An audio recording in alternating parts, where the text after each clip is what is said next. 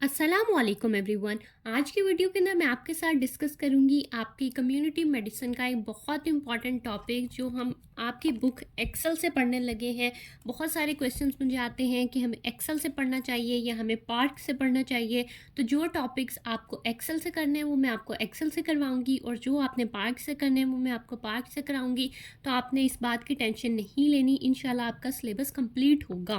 First of all जो आज हम चैप्टर डिस्कस करेंगे दैट इज़ आपका डिज़ास्टर मैनेजमेंट का टॉपिक। जैसा कि आपको स्क्रीन पर नज़र आ रहा है, तो डिज़ास्टर मैनेजमेंट का एक बहुत अच्छा निमोनिक है मेरे पास आपके लिए। तो फर्स्ट ऑफ ऑल आपने वर्ड लिख लेना है जी अपना, डिज़ास्टर।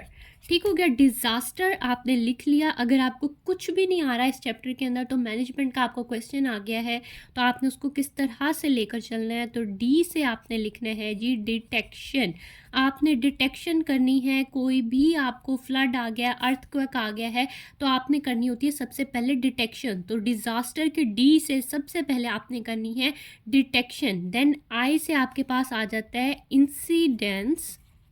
इंसिडेंट्स कमांड, यानी आपके पास अब जो इंसिडेंस हो गया है उसकी आपने कमांड देनी है कि उसके लिए आपको करना क्या है। यानी आपने रेड अलर्ट जारी करना है। जैसा कि कहीं भी फ्लड आना होता है तो कहते हैं कि इस एरिया के अंदर रेड अलर्ट जारी कर दिया गया है, उसको इवैक्यूएट करने का कह दिया गया है। तो ये आपकी होती है कमांड, इंसिडेंट्स कमांड। देन आपने सबसे पहले डिटेक्शन करनी है, देन आपने करनी है जी इंसिडेंट्स कमांड। नेक्स्ट एस से आपके पास आ जाता है जी सेफ्टी एंड आपका सिक्योरिटी। उसके बाद आपने लोगों की सेफ्टी और सिक्योरिटी पर काम करना है। जैसे कि अगर कहीं पर फ्लड आ गया है तो हमने सबसे पहले वहाँ पर इलेक्ट्रिसिटी को बंद करवाना होता है, हमने गैस सप्लाई को बंद करवाना होता है, ताकि वहाँ पर कोई इलेक्ट्रिक शॉक से कोई डेथ ना हो जाए या गैस सप्लाई की ख़राबी की वजह से।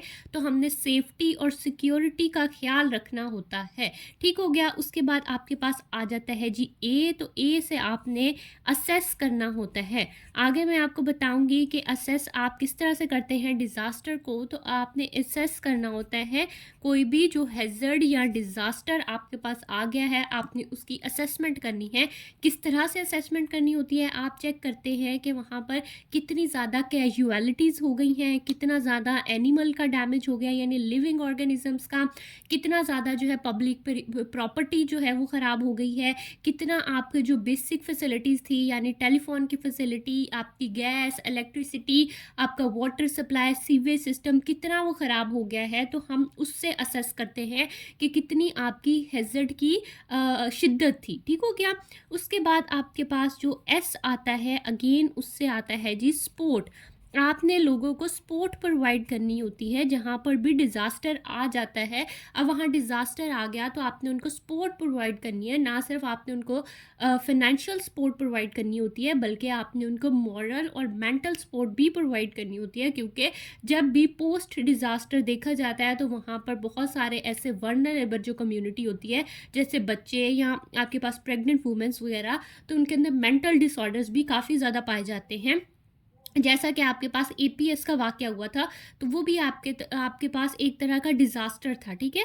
वो उसके अंदर आपको पता है कितनी ज़्यादा मेंटल, आपको पता है कि आपके सामने आपके कोई प्यारे की डेथ हो गई है, तो आपको कितना मेंटल ट्रॉमा हो जाता है। तो आपके मेंटल सपोर्ट भी प्रोवाइड करना बहुत ज़रूरी है डिज़ास्टर की पोस्ट डिज़ास्टर मैनेजमेंट के अंदर। देन आ जाता है जी आपके पास ई से आपने करना होता है जी इवैक्यूएशन। अब जिस एरिया के अंदर डिज़ास्टर आ गया है वहाँ से आपने लोगों को एक सेफ़ जगह पर लेकर जाना होता है।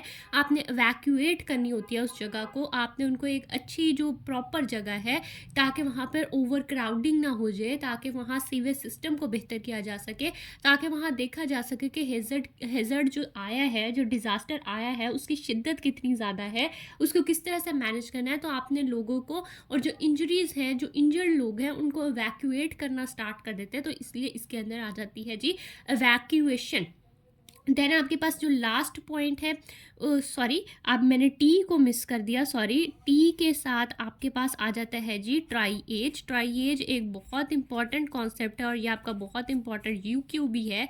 इसके अंदर हम बंदे को हम कैटेगराइज करते हैं, ऐसा नहीं करते कि फर्स्ट कम फर्स्ट सर्व के लिहाज से हम उसको नहीं करते ट्रीट इंजर्ड पीपल को, बल्कि हम सिवियरिटी के लिहाज से उसको ट्रीट करते हैं कि जिसको सबसे ज़्यादा सिवियर इंजरीज हैं, यानी जो रेड ट्राइएज है, रेड से जिसको लेबल किया गया है, उसको सबसे ज़्यादा प्रायोरिटी देते हैं, देन येलो, फिर ग्रीन, और उसके बाद आपके पास म्यूरीबॉन्ड जो होते हैं, जो आपके पास नियर टू डेथ होते हैं, फिर उनको लीस्ट हम करते हैं क्योंकि वो तो पहले ही नियर टू डेथ होते हैं, तो हम उनको लीस्ट प्रायोरिटी देते हैं। तो ये आपके पास ट्राइएज का कॉन्सेप्ट जो है बहुत इंपॉर्टेंट है, आपका बहुत इंपॉर्टेंट SCQ भी है, इसको मैं फर्दर आगे भी डिस्कस करूँगी। ठीक है, आपके पास आ गया स्पोर्ट के बाद आपके पास था ट्राइएज, देन आपके पास T से ही आ जाता है ट्रांसपोर्ट। ठीक है, आपके पास ट्रांसपोर्ट आ जाता है एंड आपके पास साथ ही आ जाता है ट्रीटमेंट। ट्रांसपोर्ट भी करना है आपने उन लोगों को और ट्रीटमेंट भी प्रोवाइड करनी है, यानी आपके पास जो फर्स्ट एड होती है वो आपने प्रोवाइड करनी है। तो ये आपके पास आया कुछ T से आ जाता है। देन E से आपके पास आ जाता है इवैक्यूएशन, जिसको मैं पहले डिस्कस कर चुकी हूँ। Then we have the R से आपके पास आ जाता है जी आपकी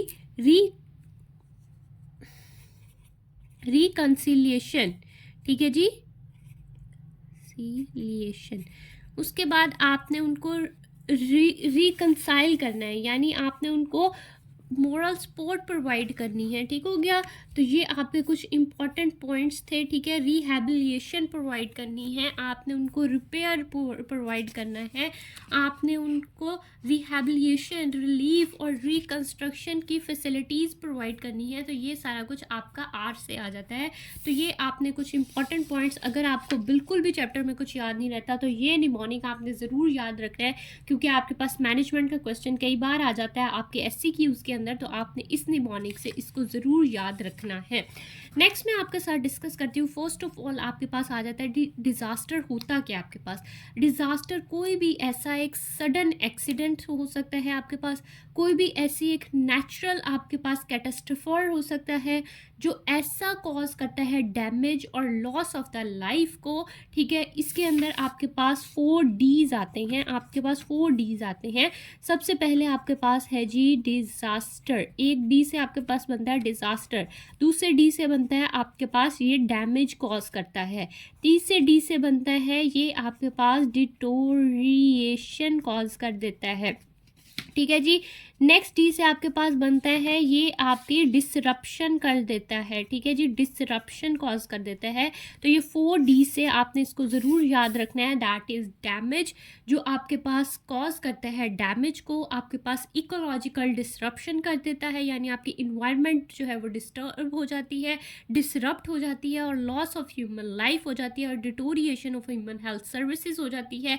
इस हद तक कि आपके पास जो भी एक एरिया है, जैसे कि आपके पास ये एरिया A है, वो इतना उसके अंदर डिज़ास्टर की डैमेज, डिस्ट्रक्शन और डिसरप्शन हो गई है कि हमने किसी और एरिया से, किसी B एरिया से, किसी C एरिया से हेल्प की ज़रूरत पड़ जाए तो that is called the disaster. इतनी शिद्दत का हो कि हमने किसी और एरिया से, आउटसाइड द इफेक्टिव कम्युनिटी से हमें रिसोर्सेज या हेल्प लेने की ज़रूरत पड़ जाए, that is known as disaster. Disaster की आपकी डेफिनेशन इंपॉर्टेंट है, पास्ट पेपर में आ चुकी है, SCQ में इंपॉर्टेंट है, तो आपने इसको अच्छे से याद रखना है।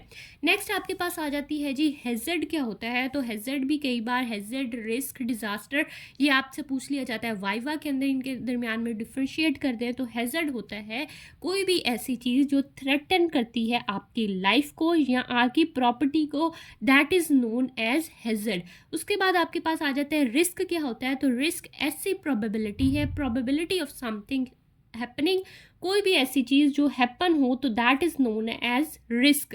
तो ये आपने कुछ इंपॉर्टेंट टर्म्स को याद रखना है।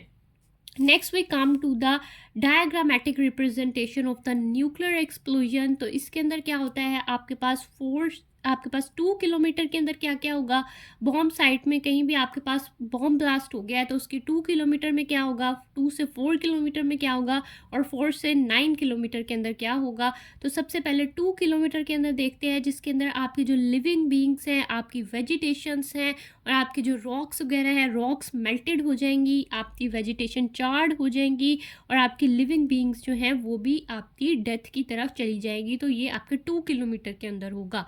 देन आपके 2 से 4 किलोमीटर के अंदर क्या होगा कि 45% डिसेबिलिटी आ सकती है, स्किन बर्न्स हो सकते हैं और डिस्ट्रक्शन हो सकती है, यानी उससे कम निस्बत में होगा। देन आपके पास आ जाता है 4 से 9 किलोमीटर के अंदर, तो उसके अंदर डिलेड इफेक्ट्स आएंगे, यानी आपके पास स्किन कैंसर हो सकता है, आपके पास ल्यूकीमिया वगैरह हो सकता है, जैसा कि वो हिरोशिमा और नागासाकी के अंदर अभी भी आपको पता है कि बच्चे जो हैं वहाँ पे एम्प्यूटेटेड अभी भी पैदा होते हैं। तो ये सारे, और स्किन कैंसर्स वगैरह वहाँ बहुत कॉमन है, ल्यूकीमियाज बहुत कॉमन है। तो ये सारे डिलेड इफेक्ट हैं आपके बॉम्ब साइट के।